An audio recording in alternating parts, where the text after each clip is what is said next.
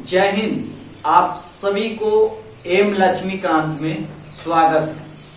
तो आज हम लोग देखेंगे कि राज्यसभा किस प्रकार के हमारे पास में यूपीएससी किस आधार से प्रश्न पूछा जाता है और हम लोग इसको बेयर एक्ट से कोची कर रहे हैं, इसको देख रहे हैं। तो आप लोग भी अपने मंगा सकते हैं और इससे पढ़ सकते हैं। ये मेन मूल तत्व होता है जो कॉन्स्टिट्यूशन के दिया गया, और साथ साथ आपको एम लक्ष्मीकांत के भी अवेलेबल बुक करवाना है। और जब दोनों को पढ़िएगा तो यूपीएससी के लिए रामबाण अच्छा आप मार सकते हैं ऑब्जेक्टिव में, और एक विशेष पहल के रूप में इसको देखेंगे।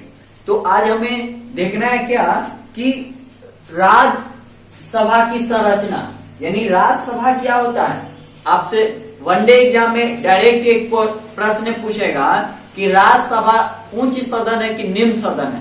तो याद रखिएगा, राज्यसभा उच्च सदन है और लोकसभा निम्न सदन है। यह बीपीएससी में पूछा वनडे एग्जाम, जैसे बिहार पुलिस की तैयारी करते हैं या किसी भी लेवल के तैयारी करते हैं, तो इसमें क्या पूछा जाता है।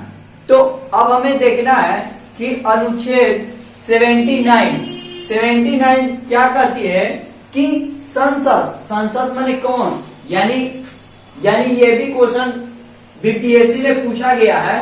बीपीएससी में ये प्रश्न पूछा गया है कि संसद का कौन सा अनुच्छेद में दी गई है, कौन सा अनुच्छेद में है। तो 69 में क्या है कि संगठन, संसद क्या होगा का संगठन होगा, किसके, संघ के लिए एक संसद होगा जिसमें राष्ट्रपति। देखिए, तो इस अनुच्छेद में इतने केवल पॉइंट आपको याद होना चाहिए कि इसमें संसद का जिक्र है, क्योंकि क्या संसद के जिक्र है जिसमें राष्ट्रपति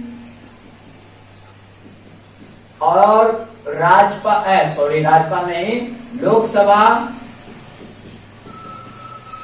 और राज्यसभा मिलकर संसद के निर्माण होगा। और कौन सी अनुच्छेद में है, तो ये अनुच्छेद 79 आपसे पूछा जाएगा कि संसद के कितने अंग होते हैं, यानी संसद के कितने अंग होते हैं। तो आप सभी को जवाब देना पड़ेगा। कितना अंग होता है, 3।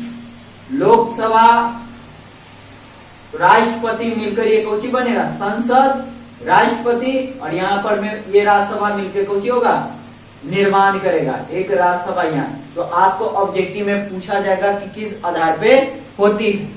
अब देखिए हमारे पास में क्या है कि जो हमारा थंबनेल में दिया गया था उसी को, कि अनुच्छेद कौन में दी गई है, राज्यसभा की संरचना, यानी राज्यसभा की कैसी संरचना हो गई, इसको बेहतरीन कॉन्सेप्ट के द्वारा हम लोग देखते हैं।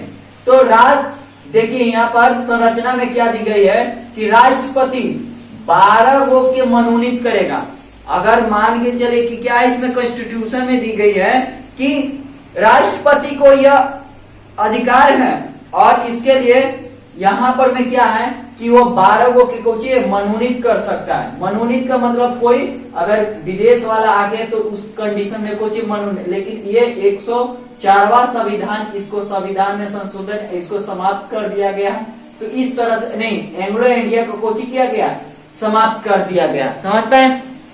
अब देखिए हमारे पास में एक ऑब्जेक्टिव में पूछा जाएगा कि राज्यसभा की सीट कितना होता है, 200 कितना होता है, 50 होता है कि 48 होता है। तो याद रखिएगा 250 होता है, क्योंकि देखिए 10 0 के 2 यानी 12 को के 300 इतना इसका सीट है, 238 इसका 238 है, और प्लस इसमें 12 जोड़ेंगे तो कितना होगा, 250। यानी लोकसभा की राज्यसभा की सीटों की संख्या कितना है, 250 है। और ये 12 को कौन, राष्ट्रपति मनोनीत करते हैं, लेकिन कुल सीट इतना ही ना है, तो इतना से इसमें अधिक नहीं होना चाहिए, ये होना। और इसमें देखिए ये यूपीएससी में पूछ चुका है, ये यूपीएससी में पूछा गया प्रश्न है कि राज्यसभा की सीट का बंटवारा अनुसूची कौन में दी गई है, यानी सीटों का बंटवारा कौन सी अनुसूची में दी गई है। इसका अनुसूची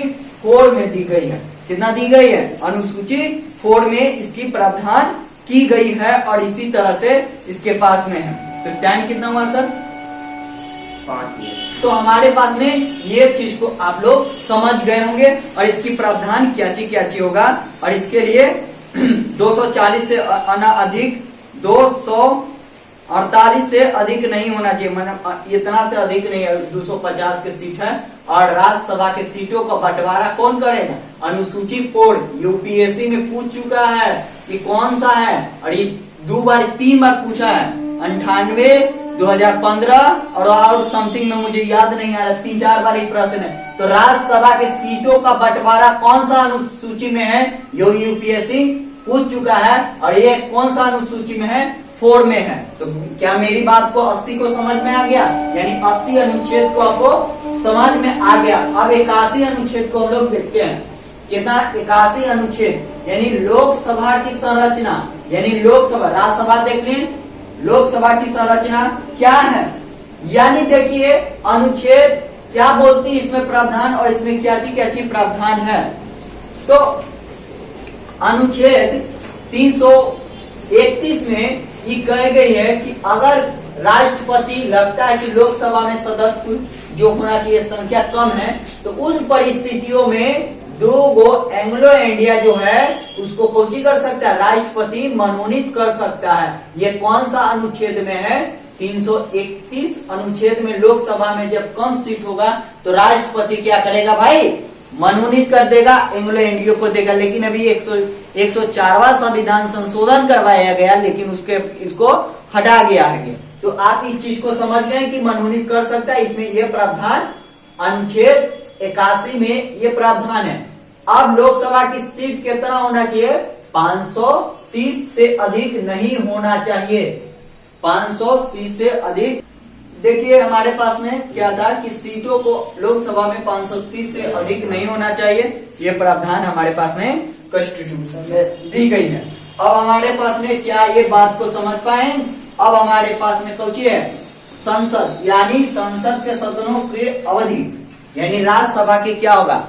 तो आपसे एक क्वेश्चन पूछा जाएगा कि क्या राज्यसभा विघटन हो सकता है?